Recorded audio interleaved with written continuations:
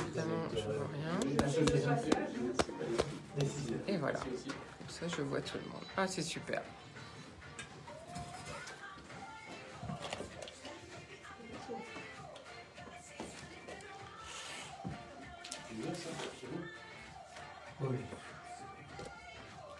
Alors, il y a les infos du jour. Je vais commencer par l'élection américaine, si vous voulez commenter. Vous me dites. Après, je vais parler... Ça va être un peu long. Après, je vais parler du glyphosate. Je vais parler des résultats de l'économie annoncés par la Banque de France. Et puis du Bitcoin, si on a le temps. Voilà. Donc, je vais vous demander si vous voulez commenter. Attention, on y va, Florence.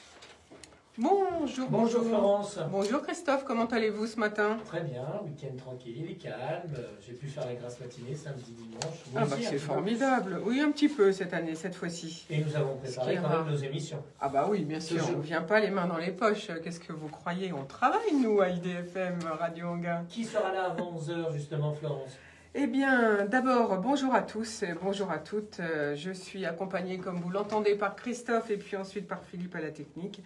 Et au bar de l'économie aujourd'hui, eh bien, nos thèmes sont culture et numérique, qualité en entreprise, savoir bien manier Instagram et puis se faire aider pour lancer ses projets d'entreprise. Très beau voilà programme, les thèmes. Avec notamment Dominique du Centre des Arts d'Anguin-les-Bains qui sera avec nous. Exactement. On va l'accueillir tout de suite. Alors, très bonne émission et à demain matin pour la matinale.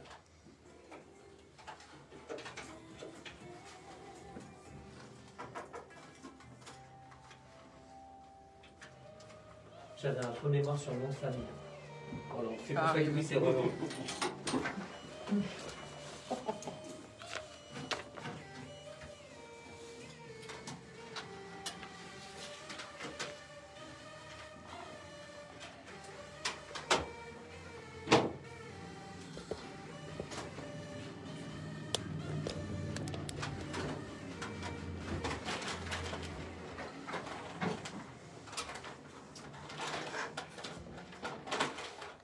Bonjour à tous, Florence Sueur au micro accompagnée de Philippe à la technique.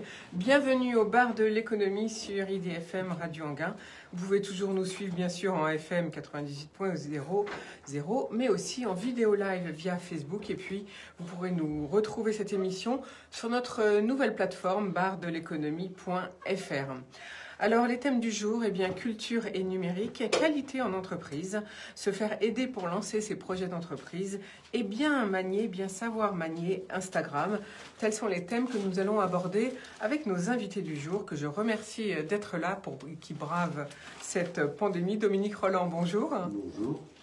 Vous êtes le directeur général adjoint de la ville d'Anguin et le directeur de la culture et du Centre des Arts. Alors, les établissements recevant du public sont fermés, mais la culture numérique est subventionnée. On verra ensemble si vous avez fait appel au ministère de la Culture. Et puis, on verra aussi les idées de la ville d'Anguin pour se déployer en culture en phase confinement. À nos côtés, Pierre Giraud, bonjour. Bonjour à chacune, chacun. Vous êtes le président de France Qualité, mais pas que. Vous êtes aussi le directeur de la qualité et de la coordination SMI chez Air France.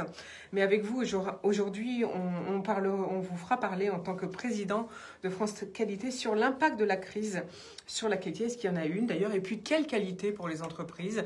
Est-ce qu'elle est mise à mal, notamment en TPE? Et qu'est-ce que ça veut dire d'ailleurs, la qualité pour les TPE? Parce qu'on imagine quand même que pour garder des clients, de toute façon, il faut une certaine qualité. À nos côtés, Milena Stojkovic, bonjour. Bonjour Florence. Vous êtes la directrice générale de If Start, un accélérateur digital dans la structuration de projets, de la recherche de compétences. Vous aidez aussi au financement et au développement à l'international. On en saura beaucoup plus, bien sûr, tout à l'heure. Et puis, à nos côtés, nous aurons Steve Ounponou qui fait des formations et accompagne les personnes pour se créer un revenu complémentaire grâce à leur propre marque et à une communauté sur Instagram. Il travaille sous la marque Black S Paris. Alors comme d'habitude, on commence bien sûr par les infos du jour. Et la première, eh bien, c'est après 4 jours de suspense. Pour la première nation du monde, Joe Biden se prépare à devenir le 46e président des États-Unis. C'est l'annonce des grands médias américains samedi.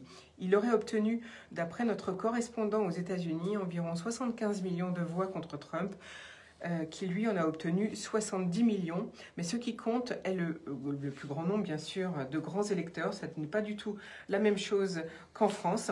Alors Joe Biden, l'ancien vice-président de Barack Obama, a franchi le seuil magique des 270 grands électeurs et met fin donc à une séquence politique incroyable qui a fracturé l'Amérique. Mais le plus surprenant est ce couple que forment Biden et Kamala Harris, qui ont obtenu donc les plus hauts scores en nombre de voix de tous les présidents américains. Du fait des recours en justice engagés par l'équipe de Trump, cela prendra encore au moins un mois pour avoir une déclaration officielle. La date de passation de pouvoir, par contre, elle, est inscrite dans la Constitution et ce sera le 20 janvier. D'ici là, les États certifieront leurs résultats et les 538 grands électeurs se réuniront en décembre pour formellement désigner leur président. Joe Biden promet d'être un président unificateur, celui de tous les Américains, de son fief de Wilmington au Delaware, appelant les Américains à ne plus traiter leurs opposants comme des ennemis, mais des supporters républicains refusent de s'avouer vaincus. Après avoir échoué en 88 et en 2008, puis hésité en 2016, il a débuté sa carrière politique nationale au Sénat il y a près de 50 ans et donc connaît évidemment parfaitement le fonctionnement de Washington. Saluée par les dirigeants du monde entier, la chancelière allemande Angela Merkel, qui a entretenu des relations difficiles avec Donald Trump, a insisté sur la relation transatlantique irremplaçable. L'Union européenne a formé, elle, le vœu d'un partenariat solide avec les États-Unis. Covid-19, multilatéralisme, climat et commerce international sont des défis à affronter ensemble, a tweeté M. Michel. Le Premier ministre israélien qui souhaitait une victoire de Donald Trump pour sa politique très favorable envers l'État hébreu a aussi félicité bien sûr en Joe Biden, un grand ami d'Israël, espérant approfondir encore davantage l'alliance spéciale entre les deux pays. Le président afghan a souhaité un renforcement des liens entre Kaboul et Washington dans la lutte contre le terrorisme et le processus de paix, alors que Donald Trump a signé un accord avec les talibans qui entérine le départ des troupes américaines jugées par certains trop rapide. L'Iran a également appelé M. Biden à saisir une occasion de revenir sur la voie de l'adhésion aux engagements internationaux, Trump étant sorti, je vous rappelle, de l'accord international sur le nucléaire iranien conclu à Vienne en 2015 et ayant imposé des sanctions économiques contre l'Iran.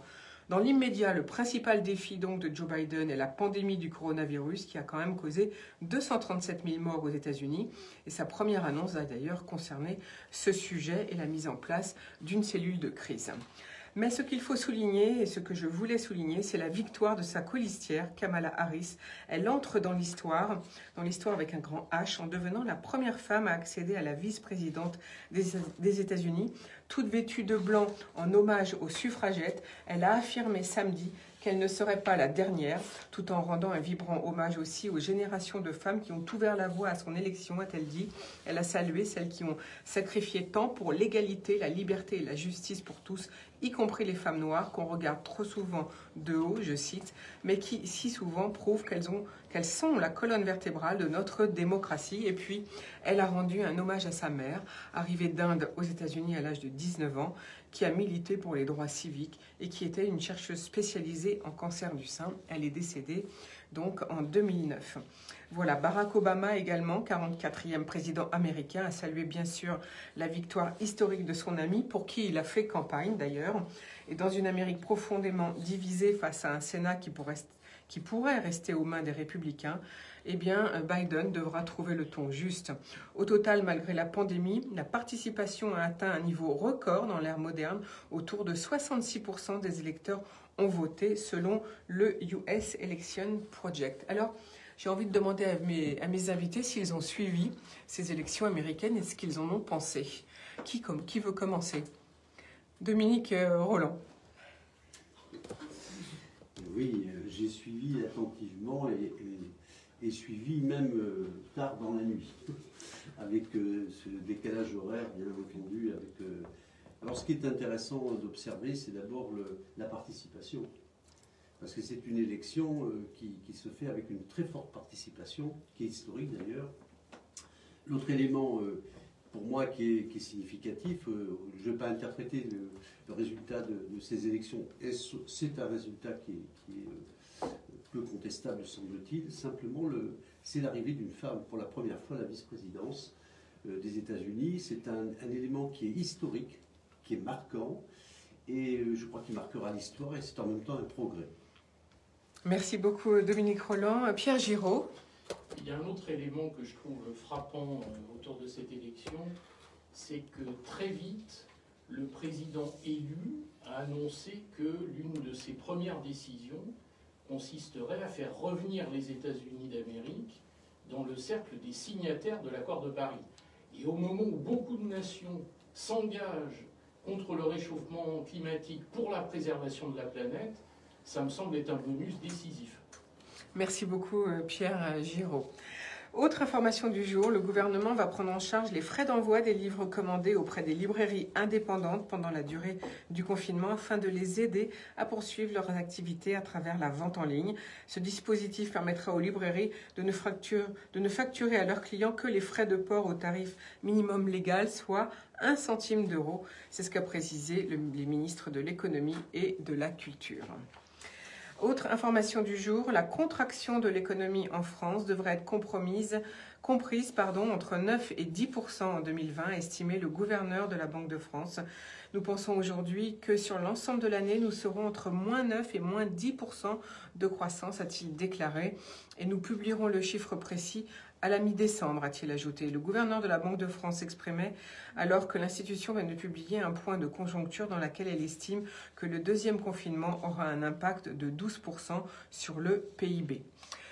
Autre information du jour, c'est la Société Générale qui confirme la suppression nette d'environ 644 postes en France, sans départ contraint, alors que la prévision était de 750. Et puis enfin, autre information, c'est le glyphosate, 7 millions pour accélérer la recherche sur les alternatives, annonce le ministre de l'Agriculture Julien Denormandie devant les parlementaires. La France s'est fixée pour objectif de sortir de l'essentiel des usages du glyphosate en 2021 avec une interdiction totale en 2023. Cette enveloppe vient s'ajouter aux plans existants comme le plan Ecophyto 2+, qui vise à réduire de 50% les usages phytopharmaceutiques dans leur ensemble d'ici 2025. Hervé Durand est nommé chef de projet aux côtés du préfet Pierre-Étienne Biche, coordinateur interministériel du plan de sortie du glyphosate. Il aura la charge d'accompagner l'ensemble de cette transition de manière opérationnelle, a précisé le ministre.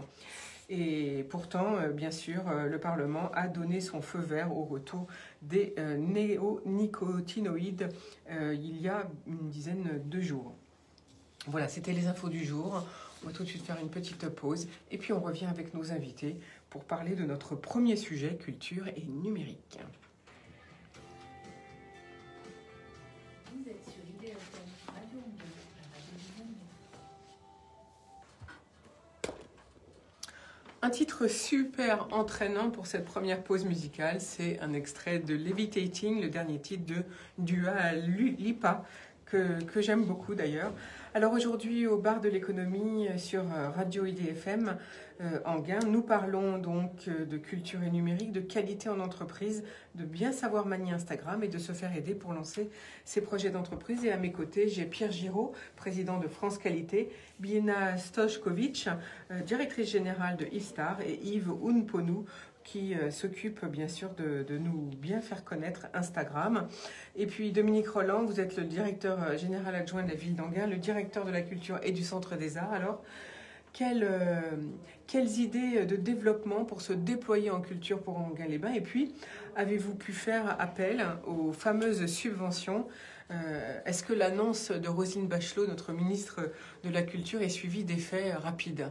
Alors, je vais commencer par la dernière question, qui est un point important. Effectivement, nous avons été à la fois approchés et sollicités par le député de la circonscription dans ce sens, c'est-à-dire pour pouvoir bénéficier des compensations, c'est-à-dire de subventions, puisque nous avons été impactés très lourdement.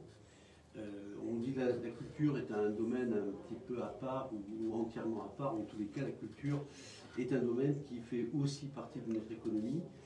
Et sur ce plan-là, effectivement, nous attendons avec intérêt la décision qui sera prise, puisque nous avons évidemment dans notre dossier défendu à la fois cette compensation, c'est-à-dire d'activités qui ont été annulées, des artistes qui n'ont des contrats qui ont été tout simplement annulés, signés, et d'autres reportés.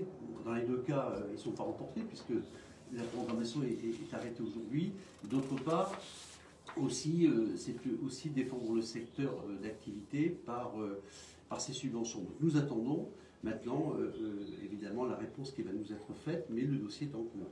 Ça, c'est le premier point. Est-ce que vous avez une demande d'un montant particulier ou bien est-ce que les montants sont décidés par le ministère? Alors, les montants sont décidés par le ministère. Comme vous le savez, comme nos auditeurs le savent, le Centre des Arts est aujourd'hui un établissement d'intérêt national, art et création, et en particulier avec, disons, un label sur la création numérique.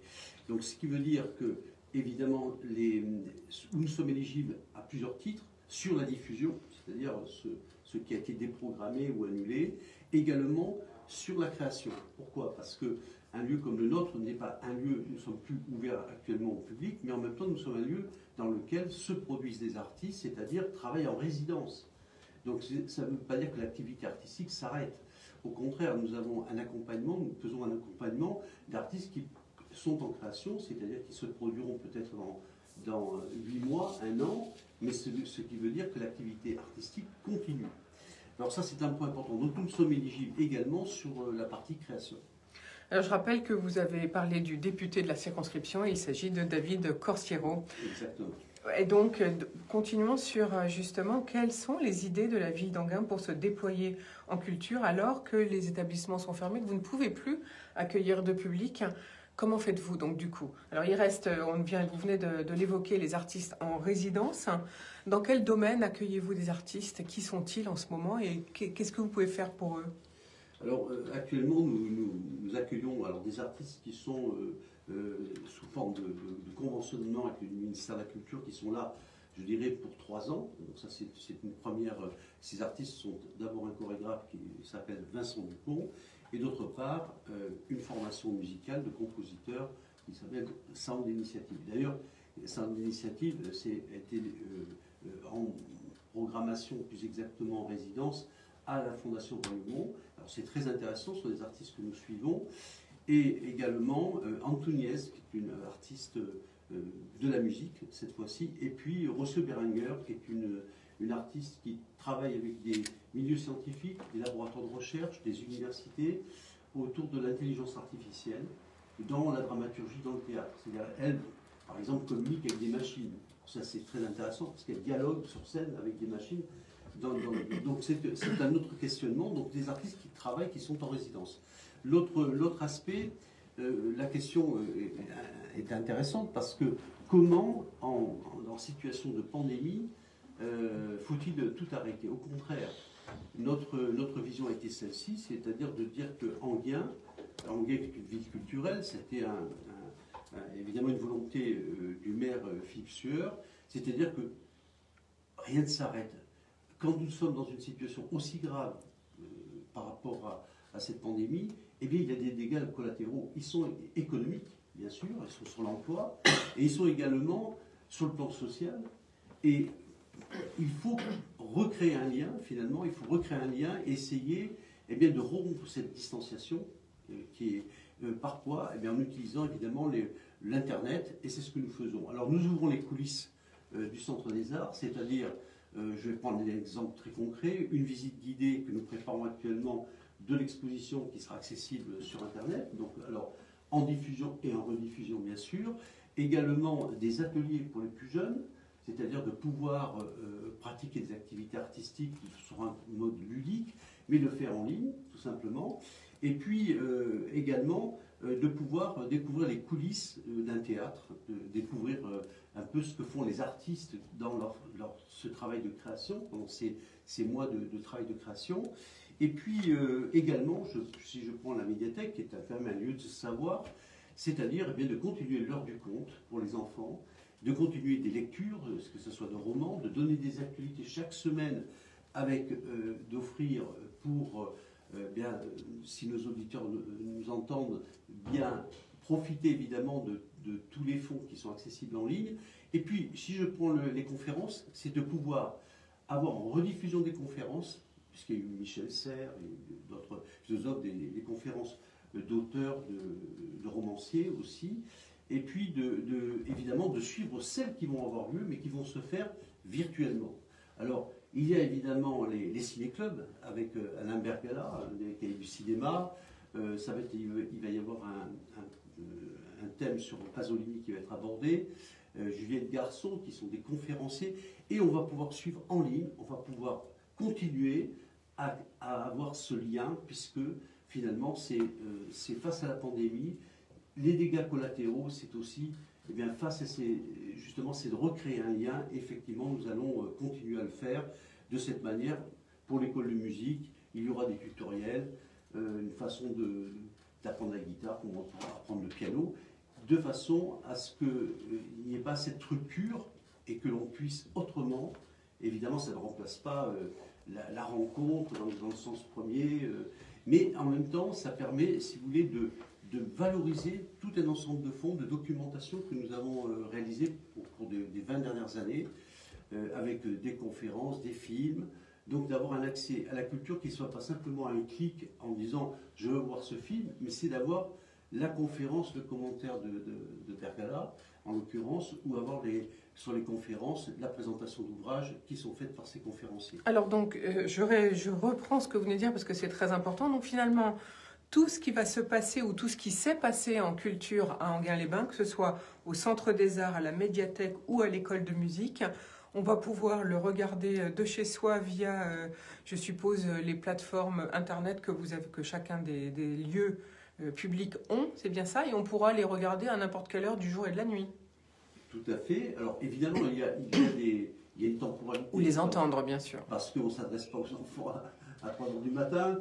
Je veux dire qu'il y a évidemment, il y a... Non, mais ce que je voulais dire, c'est est-ce que ce qui va se passer en direct, ça va rester sur la plateforme, ou bien en rediffusion, ou bien est-ce que vous allez l'enlever et remplacer par autre chose? Alors, il y aura une actualité. Ce que nous construisons actuellement, c'est des actualités toutes les semaines, donc qui sont en première diffusion, et ensuite en rediffusion. Et ensuite, une deuxième partie, qui est une partie qui est de rediffusion de choses que ce soit des conférences, que ce soit des films, que ce soit des spectacles même, qui ont été produits par le Centre des Arts et par la ville d'Enghien-les-Bains, et que nous allons rediffuser exceptionnellement, parce qu'habituellement, ce n'était accessible qu'avec l'achat du DVD.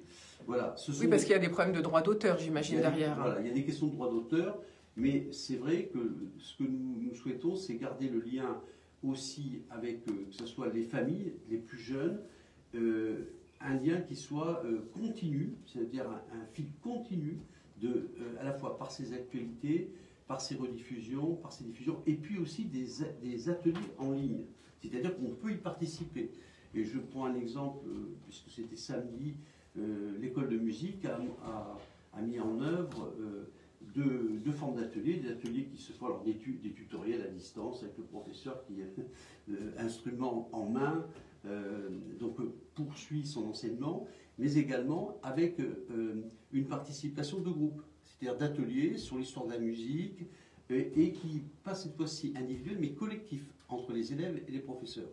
Donc ce sont aussi de nouveaux formats, en quelque sorte, qui sont adaptés à l'Internet, finalement, mais qui permettent aussi vraiment de garder ce lien avec les usagers. Donc finalement, vous allez vous servir de la clientèle de chacun des lieux pour les informer et les faire participer. Déjà, ça sera déjà une bonne manière de garder le lien finalement. Je crois que c'est indispensable, surtout dans la situation où nous nous trouvons, et bien de continuer à pratiquer des activités culturelles, artistiques, d'avoir aussi un lien avec les lieux qui, de toute façon, pour ce qui concerne la médiathèque, continuent le prêt du livre. Il faut le savoir. Alors ça se fait d'une autre manière, on ne vient pas dans les lieux directement, mais devant le bâtiment, il y a le prêt continue à se faire sur rendez-vous, par réservation. L'école de musique fonctionne, mais à distance. Et le Centre des Arts, lui, fonctionne avec l'ensemble de ses fonds à disposition et des ateliers également pour les publics scolaires. Est-ce que sur le site du Centre des Arts, vous allez également diffuser des films à revoir ou là c'est interdit?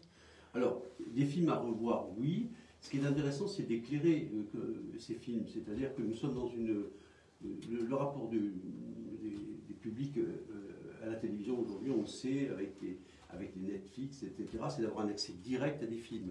Là, ce que nous apportons en plus, c'est d'avoir le commentaire, l'approche critique du film, c'est-à-dire des choses qui sont éditorialisées. Et Dieu sait si vous en faites, enfin vous diffusez beaucoup de films par an, c'est énorme la diffusion du Centre des Arts en cinéma. Et il y a effectivement, oui, il y a actuellement, ça n'est pas encore prêt, mais ça va l'être, en tous les cas pour le mois prochain, c'est le MOOC, hein, qui est Massive Open Course, qui est une tutoriel, qui est en fait compte une formation en ligne sur les effets spéciaux du cinéma. Donc ça c'est le scoop du jour, c'est ce qui va se passer au mois de décembre, donc c'est le second MOOC du Centre des Arts sur les effets spéciaux. Oui, le premier était sur art et création numérique, et nous en sommes à 8400 inscrits quand même, c'est avec la Fondation Orange.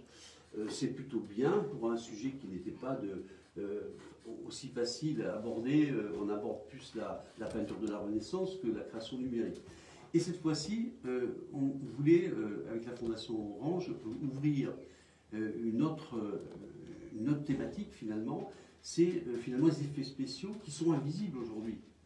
On ne voit pas quand on est public, quand on va voir un film, tout s'efface. C'est-à-dire que ces effets visuels ou ces effets spéciaux sont complètement effacés, à tel point que, il nous a paru intéressant, puisque la Vie d'Anguin, comme vous le savez, nos auditeurs le savent, organise chaque année le festival des effets spéciaux qui est le Paris Images Digital Summit, qui est quand même un événement qui à la fois récompense des plus grands comme Phil Tippett, travaillant sur Jurassic Park, et ceux qui ont été oscarisés bien sûr, mais pas seulement, et aussi une profession qui est en plein développement. Alors ce MOOC, il correspond à quoi? En réalité, ce sont 4 séquences. Une séquence introductive qui s'adresse vraiment au grand public, hein. C'est de 7 à 77 ans, hein, comme Tintin. Nous abordons ce MOOC avec les premiers effets spéciaux dans l'histoire du cinéma, c'est-à-dire avec le magicien qui était Méliès. Voilà, alors comment avec une surimpression, vous voyez l'homme orchestre, comment se rajoute le même personnage, etc. Parce qu'on coupe, on arrête la caméra, on reprend la caméra, et Méliès s'était aperçu que, eh bien, il fabriquait des trucages, ce sont les premiers trucages.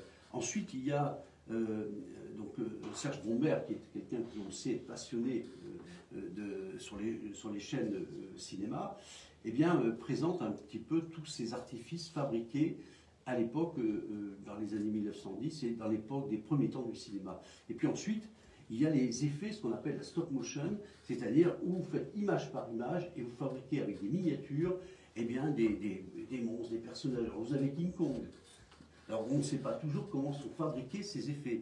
À l'époque, King Kong, et puis Ray Harryhausen, qui est un monsieur qui s'est inspiré évidemment de ce qu'il avait vu avant, de ses premiers effets, et qui lui a fabriqué des effets pour Jason et les Argonautes. Vous voyez, et on peut dire que c'est presque l'inventeur des effets spéciaux. Ce sont des inventeurs avec des techniques particulières.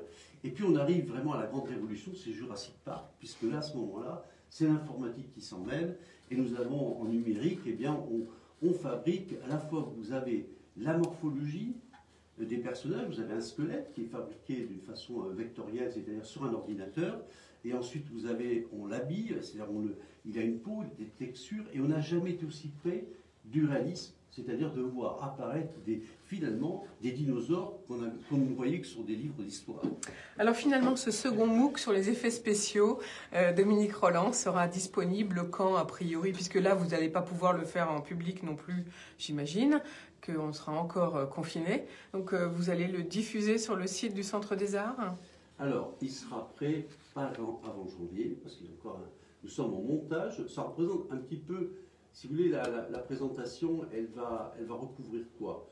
les premiers temps du cinéma jusqu'à l'ère numérique, jusqu'aux effets que l'on trouve aujourd'hui, qu'on a retrouvé avec Star Wars. On explique comment on fabriquait dans le ciel les vaisseaux spatiaux, etc. Ensuite, on part de quoi? D'un storyboard, on écrit, on fabrique, puis les environnements et les paysages. Et là, on va, par exemple, montrer des milliers, comme on passe de 20 figurants dans Game of Thrones, en passant à 2000. Vous fabriquez des personnages partout que vous animez et qui ont chacun un rôle, des rôles différents, parce qu'il faut les différencier, et démonstration faite. Et puis ensuite, nous avons les personnages et les créatures.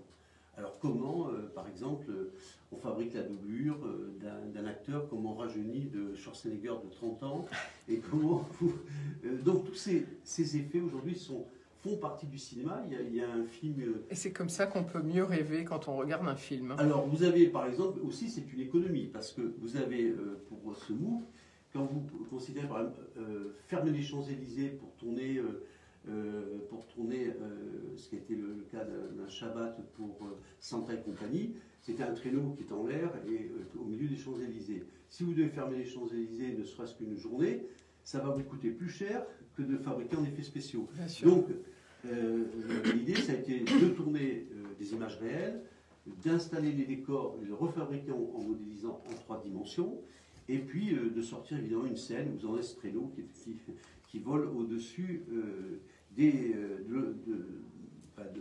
automobiles et qui arrive jusqu'à l'Arc de Triomphe. Et c'est donc tout ça qu'on pourra apprendre grâce à ce MOOC. C'est bien ça, Dominique Rolland? 50 minutes, vous avez, et vous avez évidemment des quiz, vous avez la possibilité de jouer, c'est-à-dire de voir si vous avez appris la différence entre ce que nous nommons stop motion, ce qu'on appelle les prévisualisations, puisque maintenant, l'exemple type, c'est que vous pouvez fabriquer votre propre avatar. Alors il peut être en ange ou en dragon, et tous les mouvements que vous faites, vous avez votre propre avatar qui est à côté de vous, vous voyez sur l'écran, qui est vous, effectivement, avec...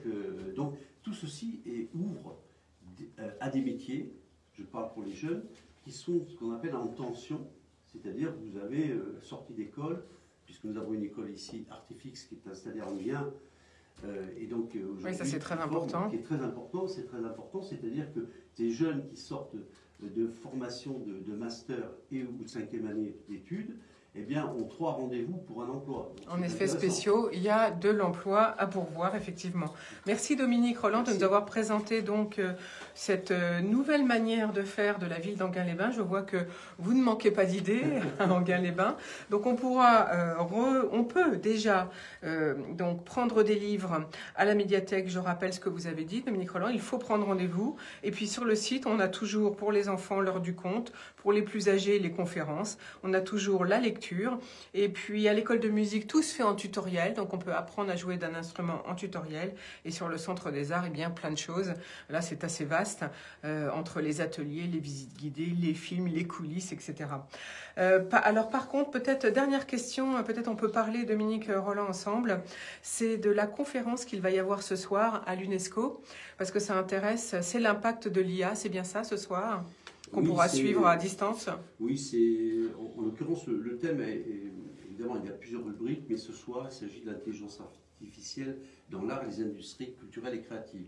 Alors c'est lié à la convention de 2005, la convention sur la diversité culturelle, sur l'expression de la diversité culturelle, et là ça va être une rencontre entre différents spécialistes. Moi je suis sur le registre artistique bien sûr, mais également notamment quelqu'un qui a travaillé avec le CSL Sony et donc qui travaille avec Flow Machine, qui est en fait de l'intelligence artificielle au service de la musique pour créer pour, si vous voulez, éditer et en même temps composer à partir des bases de données, ce que nous avons fourni, on a travaillé ensemble d'ailleurs.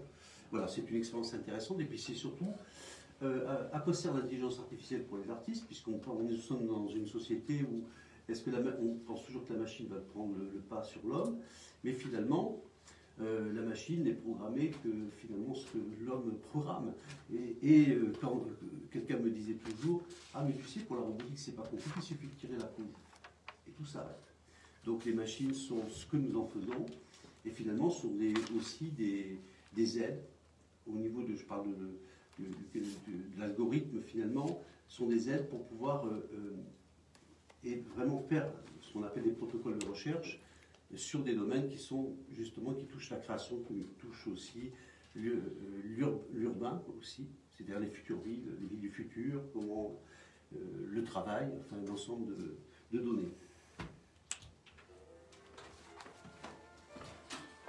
Merci. Dominique, merci beaucoup. Merci à vous. Alors moi, je vais écouter depuis Lyon, je serai. Je vais vous écouter. Demi, aujourd'hui, nous parlons culture et numérique. Bien savoir manier Instagram, se faire aider pour lancer ses projets d'entreprise et puis la qualité en entreprise. Et pour cela, j'ai à mes côtés Milena Stokovic, Steve Unponou et Pierre Giraud. Pierre Giraud, vous êtes le président de France Qualité. Alors justement, j'avais envie de vous demander, est-ce que la crise a un impact sur la qualité en entreprise, bien sûr?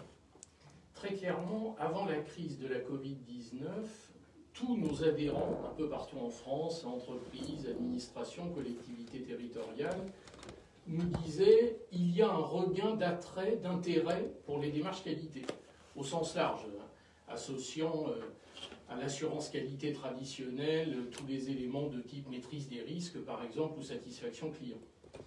Alors, bien entendu, la crise sanitaire fait que dans un certain nombre d'entreprises, hélas, tout le monde a à gérer des conséquences parfois un peu dramatiques, de type arrêt d'activité, de type chômage partiel. Évidemment, ça ne peut pas ne pas avoir de conséquences, y compris sur les aspects fonctionnement au quotidien. Sauf que ce qui remonte de plus en plus aussi, c'est le fait que, y compris, et peut-être a fortiori en période de crise, un certain nombre d'apports des démarches qualité prennent une importance encore plus forte. Par exemple, tout ce qui touche à la maîtrise des risques, évidemment, mais aussi ce qui permet peut-être de maintenir une forme de compétitivité et de continuer à améliorer la satisfaction des clients. Un client satisfait, il revient, entre guillemets, donc on est bien sur un enjeu de fidélisation. Je dis ça parce que quand on interroge les chefs d'entreprise, et le collectif Entreprises du Futur le fait quotidiennement à l'heure actuelle, 65% répondent aujourd'hui à la question « qu'est-ce qui va se passer demain ?», qu'ils prévoient une reprise progressive, peut-être très lente, mais quand même, de l'activité probablement à l'horizon du milieu de l'année prochaine. Et ça renvoie à une autre dimension des démarches qualité qui nous semble essentielle. Pour poser la question autrement, est-ce que la qualité coûte? Il y a souvent des débats sur le sujet, et c'est normal. À la vérité, quand on regarde bien, qu'est-ce qui coûte dans une entreprise, et notamment une TPE, une PME, PMI, c'est par exemple une non-conformité produit, une gestion de stock déficiente, des frais administratifs, de support, une sous-optimisation des modes de fonctionnement. C'est tout ça qui coûte. Et cette famille de sujets, on a coutume de l'appeler les coûts de non-qualité. Il faut savoir qu'une étude relativement récente du groupe AFNOR montre que 66% des entrepreneurs qui réalisent une évaluation des coûts de non-qualité en situent le niveau à 1 à 5% du chiffre d'affaires, 19% pensent même que c'est entre 6 et 10, et 15% au-delà de 10.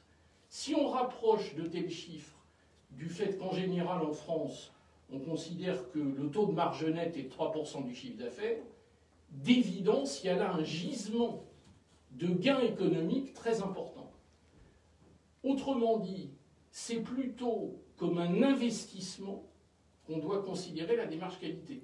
Bien sûr, l'annoncer, ça implique parfois la mise à disposition de moyens, ce qui peut apparaître un peu anachronique dans le contexte. Encore une fois, quoique la reprise d'activité va arriver. Et du coup, c'est très important d'investir dans ce domaine, corriger les coûts de non-qualité, engager des mesures correctives. En réalité, c'est améliorer l'économie de l'entreprise. Alors, qu'est-ce que c'est que qu'est-ce qu'on entend par qualité pour les TPE? Vous le sentez bien, c'est effectivement très large. Parce qu'on imagine très bien pour une grande entreprise, et notamment pour une entreprise industrielle, on pense à l'industrie, mais vous avez parlé de services, et ça, on n'y pense pas à laquelle, parce qu'on s'imagine bien que pour une entreprise, faire un bon service, c'est quand même le b.a.-ba si on veut perdurer. Donc pour vous, qu'est-ce que c'est en particulier la qualité dans les TPE? Quand nous demandons aux adhérents, en particulier les TPE, PME, PMI, ce qui leur semble important dans toute la famille de sujets des démarches qualité, en ce moment, ils nous disent beaucoup, c'est l'optimisation des processus. Comment s'assurer que la chaîne de production fonctionne. Et ils nous disent aussi, c'est l'amélioration du service au client. J'ajoute qu'il y a un autre élément qui apparaît de plus en plus, et on ne l'imagine pas obligatoirement. C'est le fait qu'une PME-PMI, elle est dans un écosystème. Et de plus en plus, au-delà des clients, ou plus exactement, complémentairement aux aspects clients, elle s'intéresse aussi aux collectivités territoriales, aux fournisseurs, à tous les acteurs de la supply chain. Bref, elle s'investit dans la logique de l'écosystème. Et du coup, la question qu'on pourrait se poser aussi, c'est comment essayer d'aider encore plus les PME-PMI à avancer dans cette direction. Alors évidemment, chacun peut avoir une réponse. Au sein de France Qualité, nous consolidons plus que jamais le partage des bonnes pratiques. C'est essentiel. Comment partager un certain nombre de pratiques qui réussissent à l'échelle du réseau? Comment faire connaître à une PME-PMI d'une région peut-être une démarche qui a été réalisée ailleurs et qui a donné de bons résultats? Nous pensons qu'il est possible d'aller encore au-delà, au travers de deux leviers en particulier.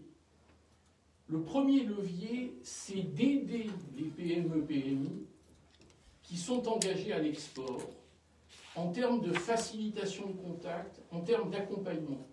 Autrement dit, beaucoup de PME-PMI vendent à l'étranger. Ça ne se sait pas forcément, mais c'est souvent un levier de réussite majeur. Pour faire ça, bien sûr, il y a besoin de travailler sur les produits et services, mais pas seulement. Ce n'est pas évident de prime abord de savoir où on peut trouver des aides, où on peut trouver des accompagnements, quels sont les relais, qui peut mettre en relation la PME-PMI avec d'autres correspondants à l'international. Il nous semble que ça reste un champ de progrès et que dans le cadre du plan de relance actuel, il est effectivement important d'y consacrer un petit peu d'énergie. Et puis l'autre élément, c'est que justement le plan de relance, vous le savez bien, prévoit de faciliter le maintien en activité ou le redémarrage des PME-PMI qui peuvent peut-être s'engager sur le terrain de l'innovation numérique ou de la transition écologique ou de la réindustrialisation territoriale. Là encore, quand vous regardez bien, qu'est-ce qui permet de réaliser de tels projets? Des méthodes et outils adaptés. Les méthodes et outils qualité, il faut toujours le rappeler, servent aussi à conduire un projet de manière adaptée et efficiente. Alors ce que vous voulez dire, j'imagine, c'est que le partage de ces bonnes pratiques à France Qualité se fait tout secteur d'activité confondu. C'est pas parce qu'on prend une entreprise industrielle qu'on peut pas mettre les bonnes pratiques, j'imagine, dans une entreprise qui fait complètement autre chose. Vous avez totalement raison, et même si c'est un peu contre-intuitif, souvent la bonne pratique dans un domaine, on la trouve au sein d'un secteur d'activité qui n'est pas forcément celui de l'entreprise considérée. Et ça implique effectivement qu'on aille encore plus loin dans la dimension échange et partage. Au passage d'ailleurs, la crise sanitaire oblige aussi France Qualité en tant qu'organisation à se transformer. À se réinventer, j'imagine. Ah, mais clairement. Et qu'est-ce que vous avez fait alors? On a par exemple modifié beaucoup la manière d'échanger justement avec les adhérents et au-delà un certain nombre de prospects. Vous doutez bien que les événements, les rencontres dans une même salle s'avèrent un peu moins bienvenus dans le contexte. Donc, qu'est-ce qui se passe? En réalité, nous travaillons de plus en plus sous forme de webinaires, sous forme d'ateliers 5 à 7 à distance.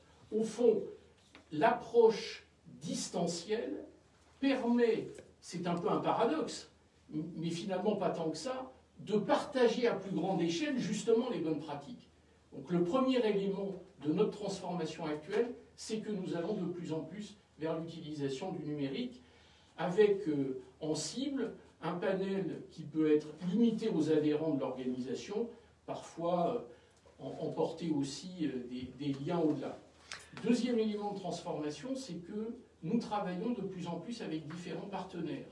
Exemple, France Qualité investit à l'heure actuelle beaucoup dans la formation, dans l'accompagnement, dans l'accueil des jeunes générations.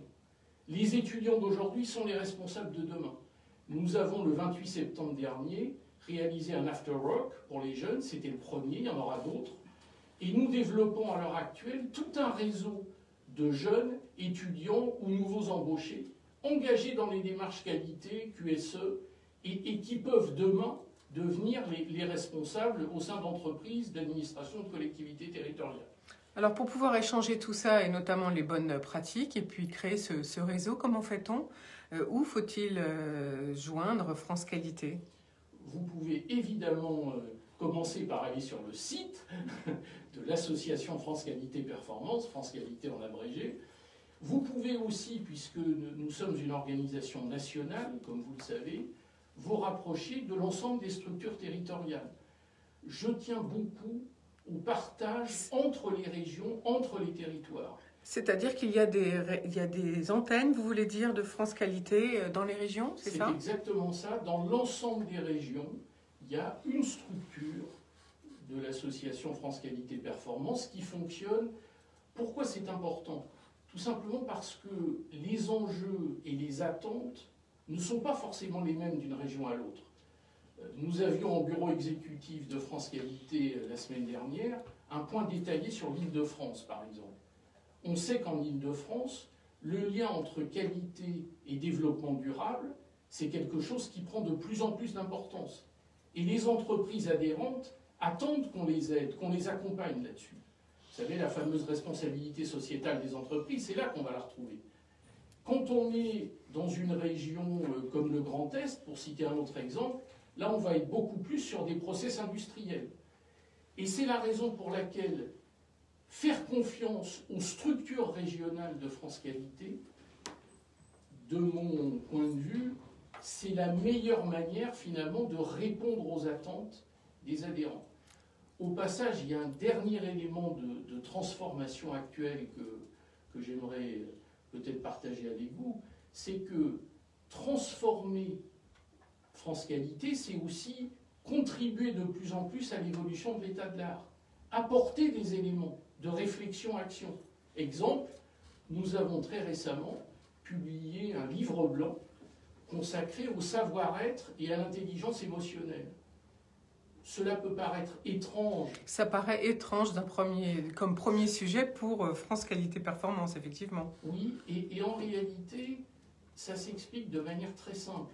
Dans la phase de crise actuelle et au moment où les liens entre les personnes prennent de plus en plus d'importance, même si c'est à distance, nous avons souhaité souligner à quel point l'intelligence émotionnelle, à quel point la dimension d'échange au sein des organisations, qu'elles soient publiques ou privées, revêtait une importance majeure. Ce sont les femmes et les hommes qui font la qualité, il faut toujours le rappeler. Merci Pierre Giraud. Effectivement, heureusement, comme vous le dites, le rapport humain reste primordial et prioritaire. Donc je rappelle ce que vous venez de dire. Si on veut plus d'informations et rejoindre ou avoir des bonnes pratiques, eh bien il faut rejoindre France Qualité Performance. Donc par Internet, il est facile de trouver le site et puis les réseaux sociaux. Pierre Giraud, je rappelle qu'en plus d'être le président de cette association, vous êtes aussi le directeur qualité d'Air France. Alors ça doit interpeller notre troisième invité. On va changer de sujet avec Milena Stokovic, car Milena, vous avez lancé votre start-up en 2019, vous êtes cofondatrice. Vous êtes ce qu'on appelle un accélérateur digital. Alors déjà, pourquoi avoir lancé cette start-up ? Alors oui, on a lancé IFStart il y a un an parce que il faut le dire qu'avant de lancer une start-up, nous avons travaillé dans un incubateur assez connu, c'est un incubateur de l'école Arts et Métiers, et on a pu constater un certain nombre de points et des besoins auxquels on voulait répondre. On sait aujourd'hui qu'il y a pas mal de structures d'accompagnement, mais plus on creuse, plus on va auprès des entrepreneurs, on se rend compte aussi qu'il y a beaucoup de besoins qui ne sont pas satisfaits. Et on a essayé, en créant IFStart, de répondre à ce besoin.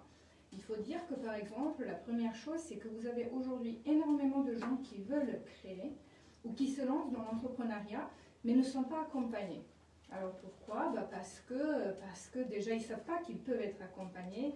Ils ne savent pas que être accompagné, en fait, c'est une base pour réussir. Et on sait qu'aujourd'hui, en étant accompagné, vous avez beaucoup plus de chances de réussir parce que vous bénéficiez d'un environnement, d'un écosystème, des conseils de tous ceux qui sont déjà passés par là, de tous ceux qui ont rencontré beaucoup plus de gens autour de vous.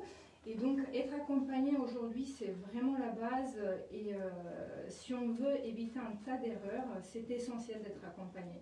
Donc déjà, la première chose, on sait qu'il y a beaucoup de structures d'accompagnement, mais elles sont souvent assez sélectives. Il y a beaucoup de critères pour y accéder. Et parfois, vous ne cochez pas des bonnes cases, vous restez à côté. Et en fait, il y a beaucoup de structures qui ont des critères assez exigeants. Je parle parce que nous-mêmes, on a pu expérimenter cela avant.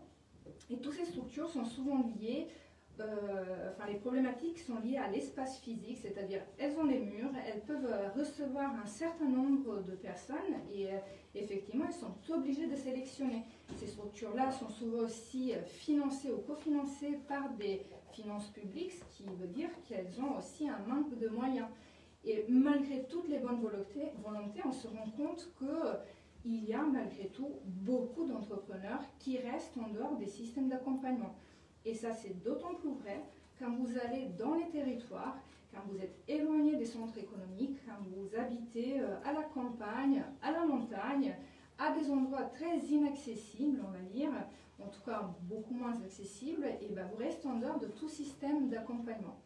Et donc, oui, parce que c'est pas forcément la première recherche de celui qui crée. Il est plongé dans son projet et il pense pas forcément justement souvent il n'y pense pas du tout.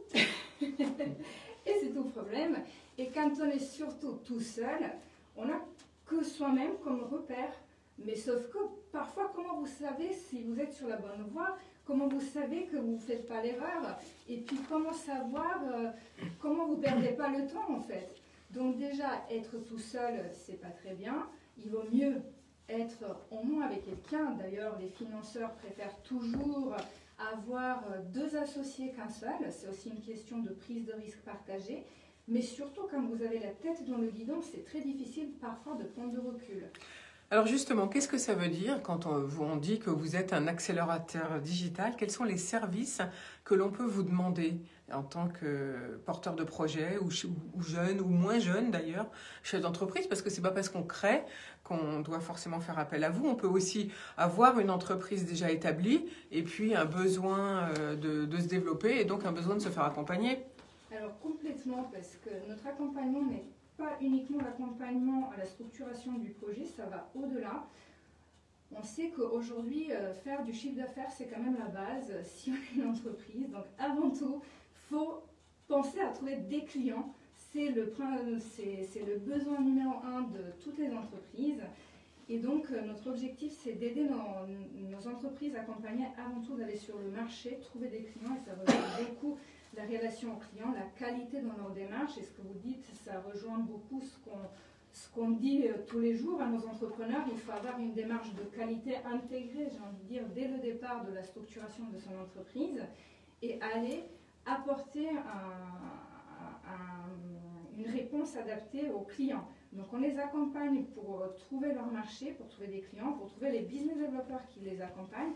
On les aide à trouver des expertises, parce que quand on est un chef d'entreprise, il faut surtout ne pas se dire qu'on sait tout, parce qu'on ne sait pas tout. Donc on les aide à trouver des expertises et surtout on les aide aussi à trouver des financements, que ça soit public et privé, et ça, tout le monde en cherche.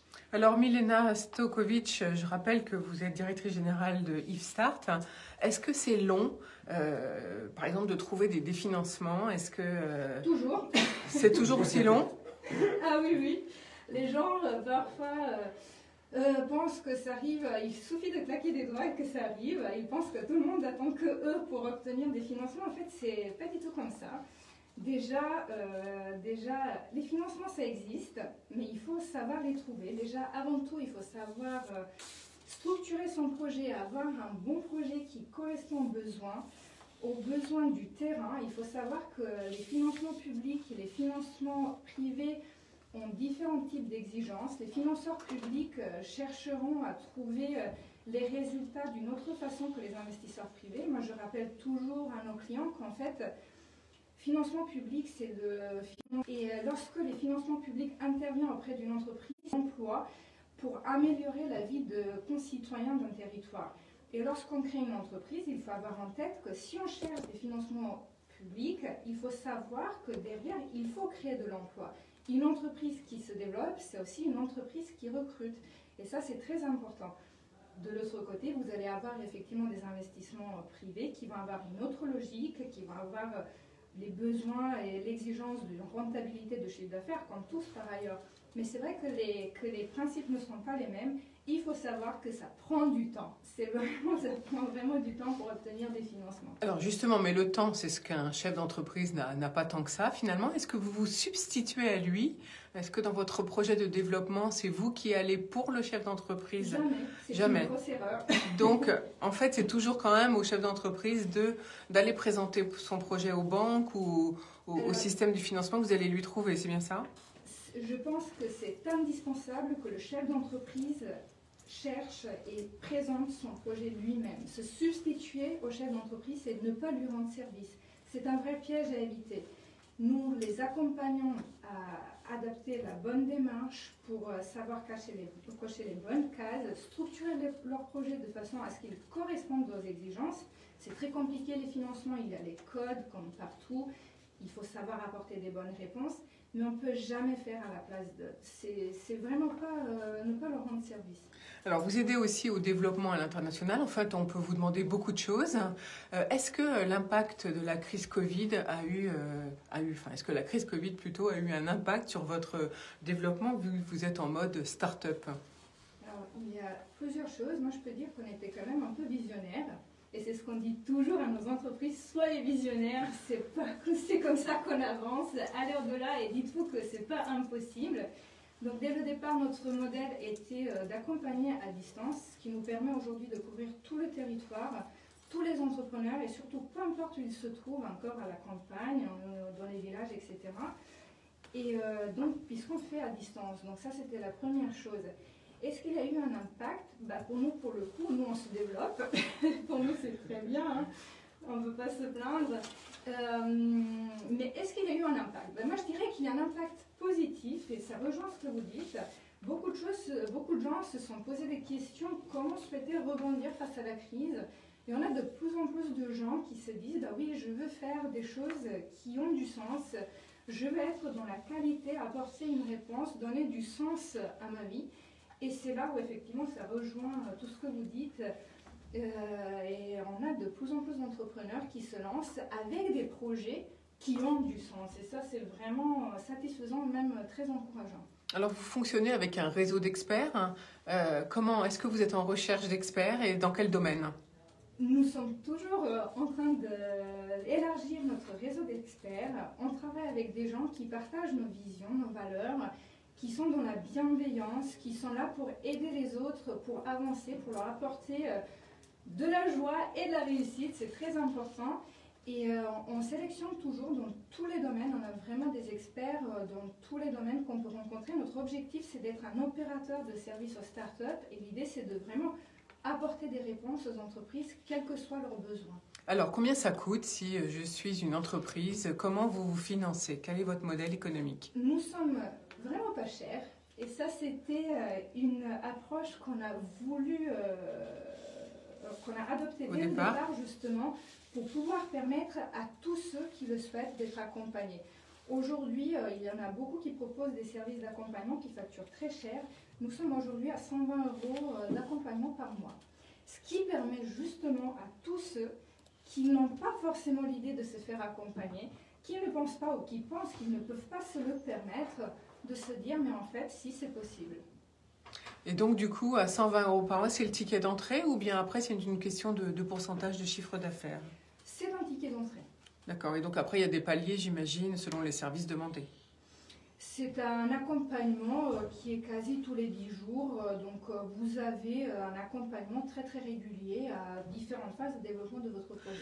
Alors, vous avez dit que vous pouviez couvrir le territoire national. Donc, vous recherchez des experts dans quelle région et dans quel domaine, Milena Stokovic? Partout en France, et y compris à l'international. Nous avons aussi des relations avec d'autres pays un peu partout en Europe, même aux États-Unis. Donc, on cherche des experts dans tous les domaines. On cherche aussi des business developers, ceux qui seront prêts à faire des démarches commerciales pour les entreprises qu'on accompagne. Donc, on cherche vraiment dans tous les domaines qui existent et qui peut répondre aux besoins des startups.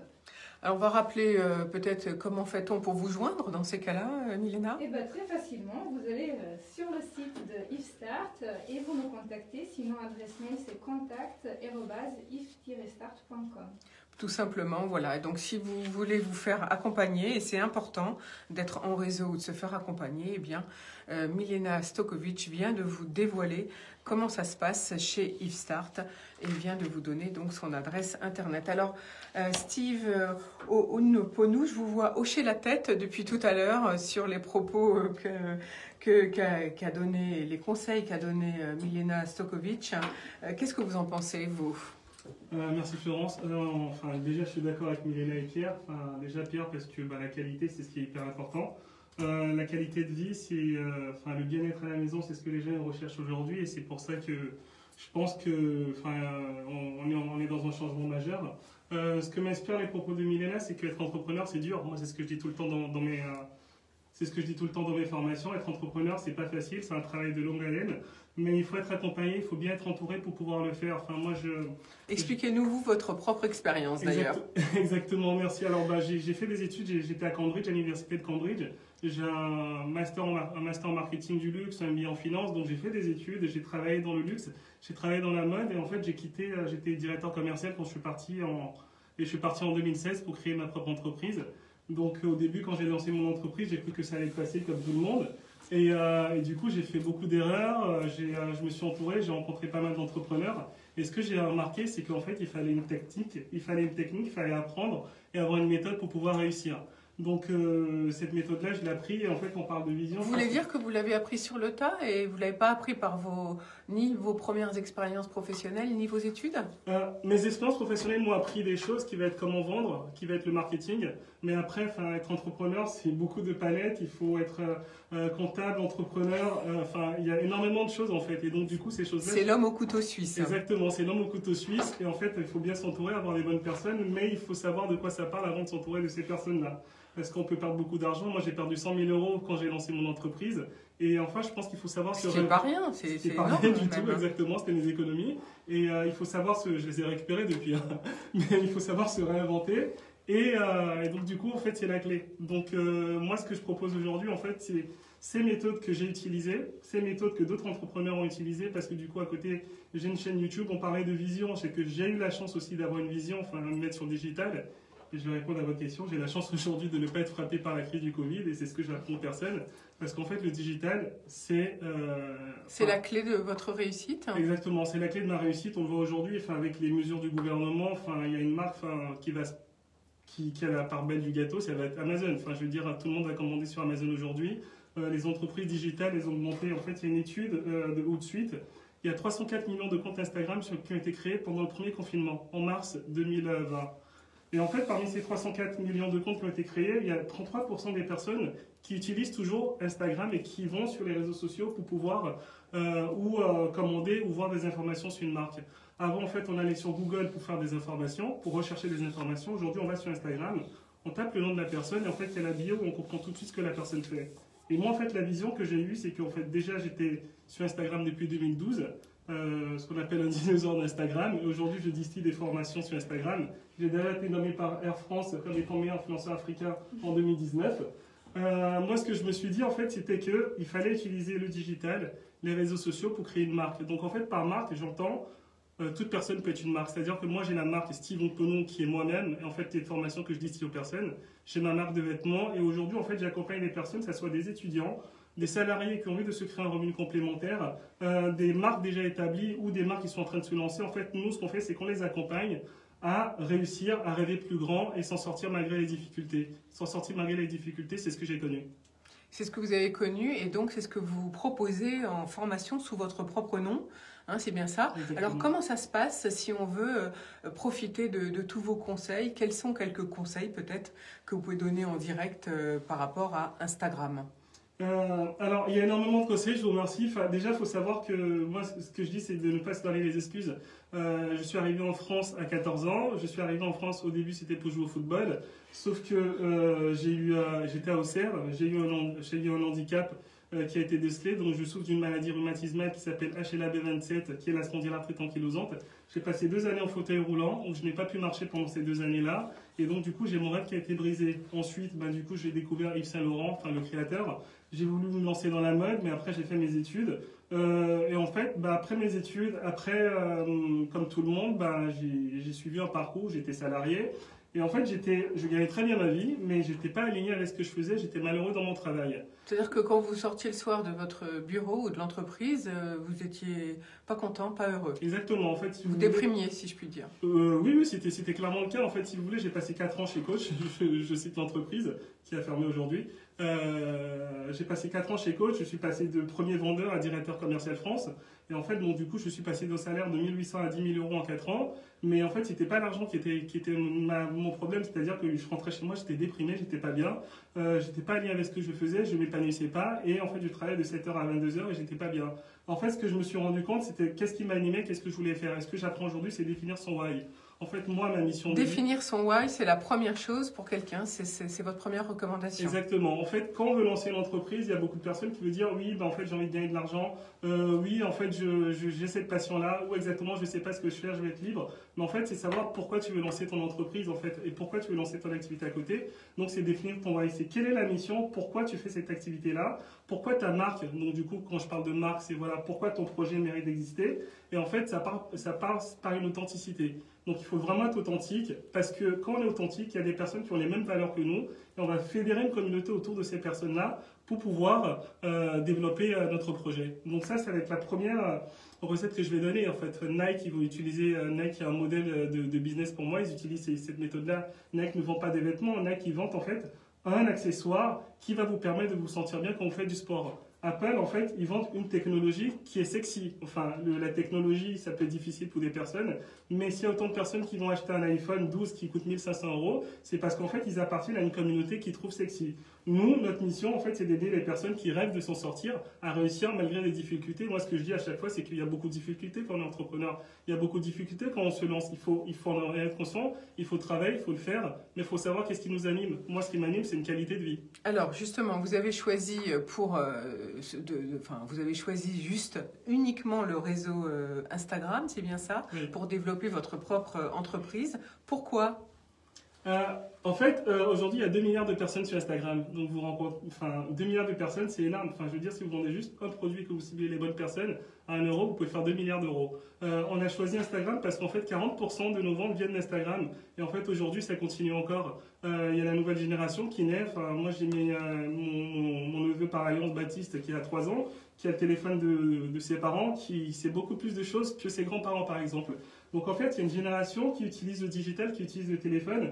Et en fait, Instagram, c'est vraiment la clé. Enfin, Instagram a démocratisé la photo et a démocratisé le métier. Toute société aujourd'hui, et je dis en fait la société qui ne se met pas sur Instagram, il se tire une balle dans le pied. Donc en fait, vous avez plusieurs techniques. En fait, déjà, il faut avoir un feed de qualité.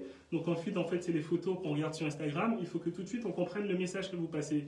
Donc si vous êtes entrepreneur, vous devez montrer votre environnement, ce que vous faites, que en fait, dans les 9 photos, on puisse comprendre tout ce que vous faites. Si vous êtes avocat, vous devez parler de votre mission en tant qu'avocat et montrer pour que les jeunes comprennent tout de suite cette mission-là. Donc du coup, dans un premier temps, on définit le feed. Quel message on va passer? Et on l'adapte à l'actualité. C'est-à-dire qu'en fait, il faut définir un feed éditorial.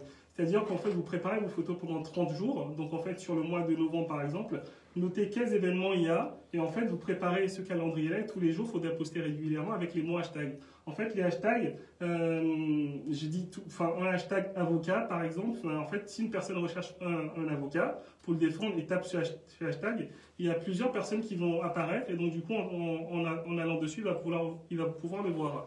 Et donc, en fait, voilà, c'est décrire votre activité, parler des besoins que vos clients, que vos prospects, qui intéresseront vos prospects.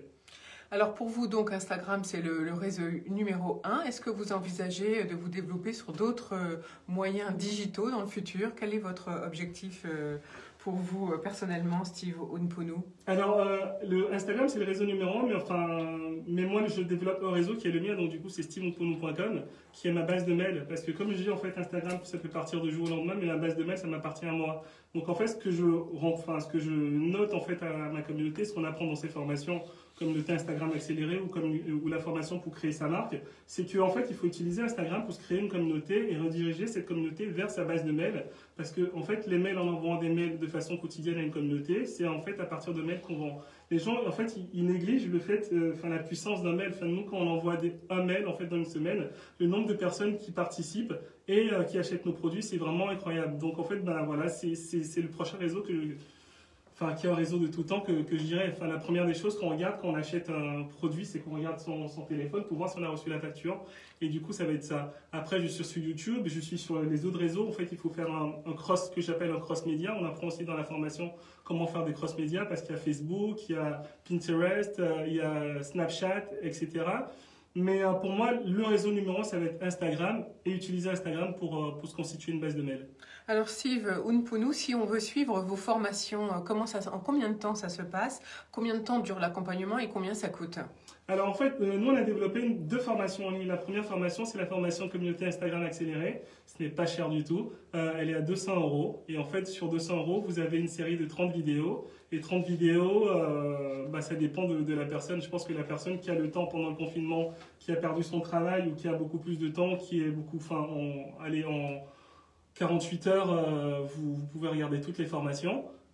Ou si vous pouvez prendre le temps, semaine, par module, pour pouvoir voir les formations. La deuxième, c'est créer sa marque. Donc du coup, en fait, quand je parle de créer sa marque, c'est pas forcément une marque de mode, c'est de créer une marque autour d'une personne. Steve Ounpounou, c'est une marque. Black Hats Paris, c'est une marque. Apple, c'est une marque.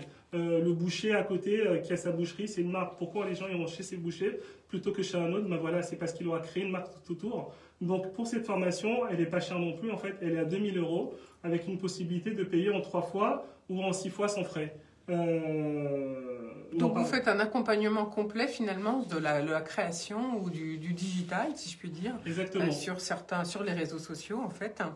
Vous parlez dans votre développement d'entreprise, vous parlez de résilience. Pourquoi? Je parle de résilience parce qu'en fait la résilience est la clé pour moi. Enfin, comme je dis, en fait moi j'avais toutes les excuses pour échouer dans la vie.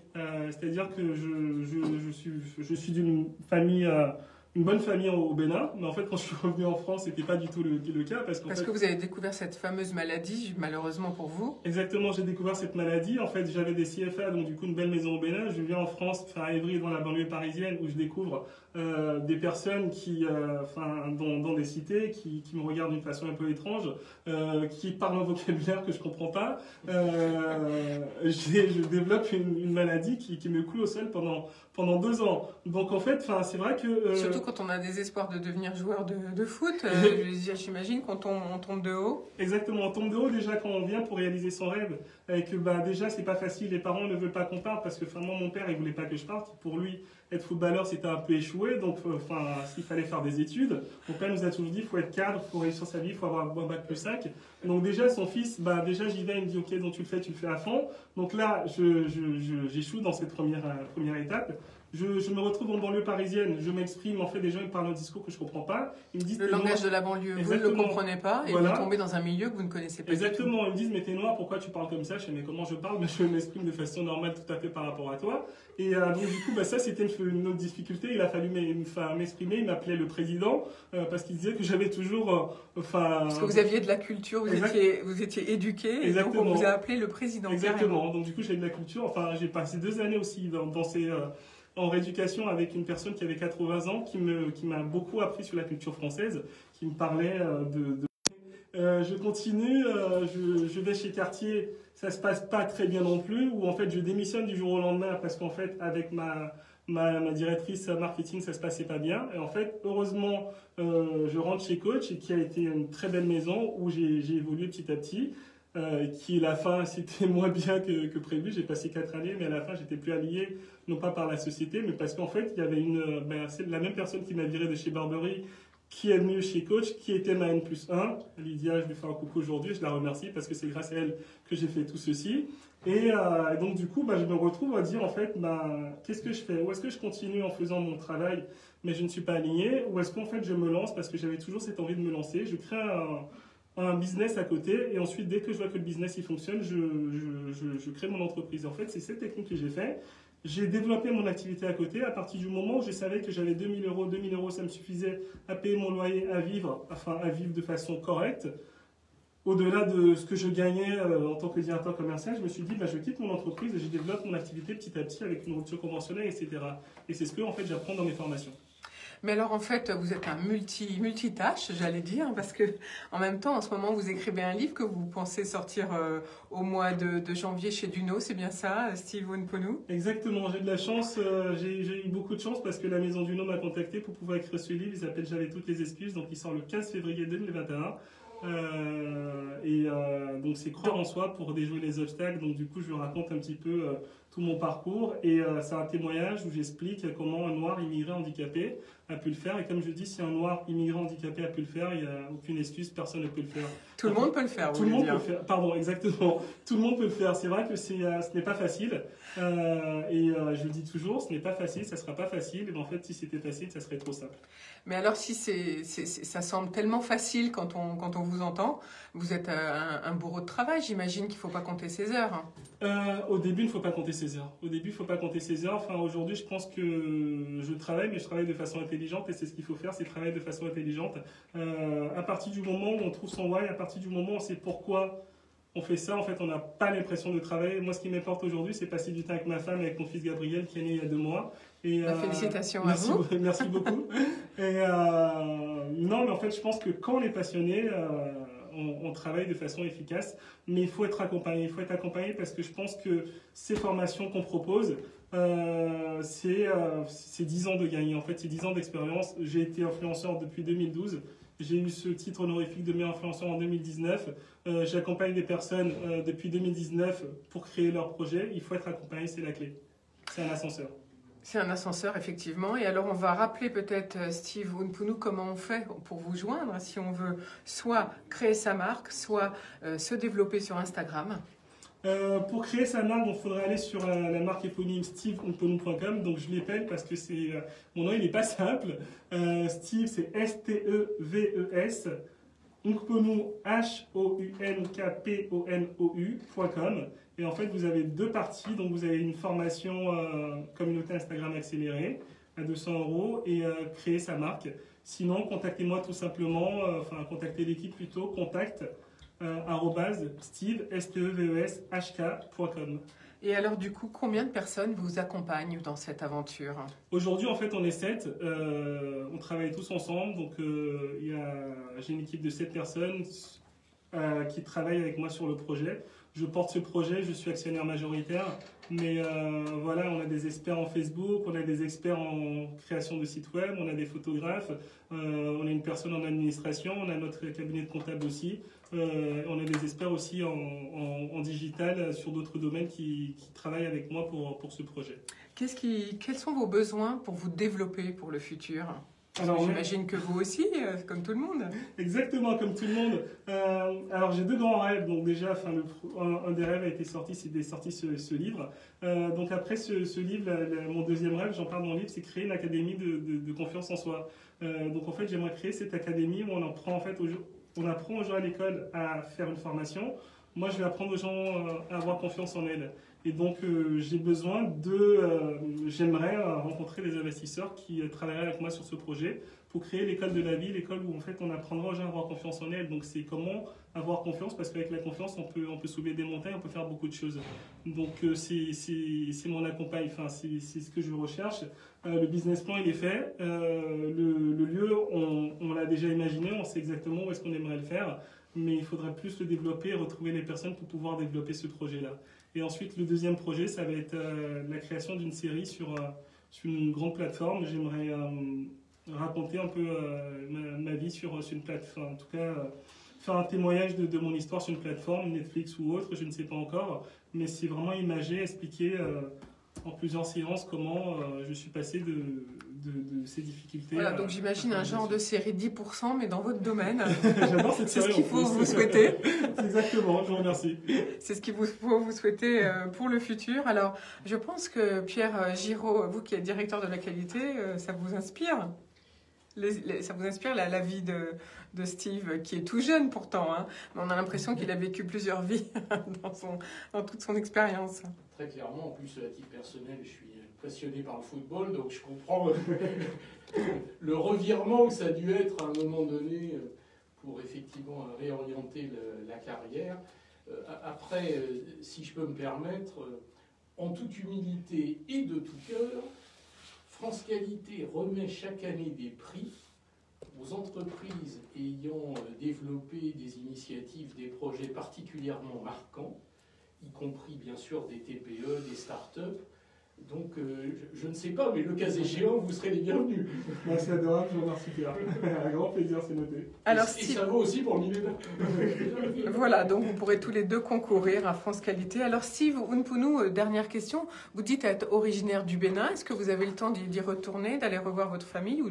Enfin, j'imagine qu'en ce moment avec la pandémie, on ne peut pas trop voyager, mais auparavant, vous aviez encore le temps? Exactement, en fait, on a créé une association aussi au Bénin. En fait, il faut savoir que vous disiez que votre père n'était pas tout à fait d'accord à ce que vous veniez en France. Maintenant, il est content fier, maintenant. Il est très content, mais il me dit toujours que c'est parce que j'ai fait des études que j'y suis arrivé. Il a peut-être raison, je ne sais pas. Mais c'est vrai, oui, en fait, au Bénin, j'y allais tous les 3 mois. Ben là, malheureusement, ça va faire plus d'1 an que j'ai pas vu ni mon père ni ma mère qui habitent au Bénin. Donc c'est vrai que c'est triste, surtout de voir que mon enfant, mon fils, il est né.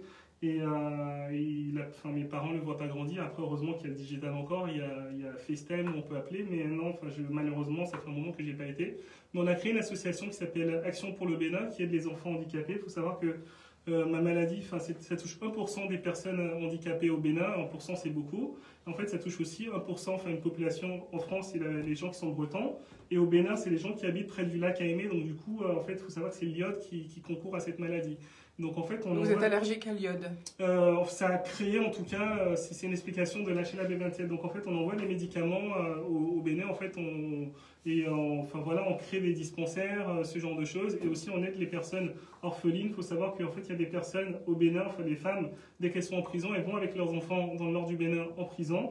Donc en fait, on fait en sorte de créer des orphelinats pour aider les enfants à grandir à côté de ces prisons, pour pouvoir quand même voir leurs parents. Donc ça me manque de pas y aller et pas les aider. Ben, on vous souhaite que les frontières se réouvrent bien sûr très bientôt. On souhaite à tous d'ailleurs.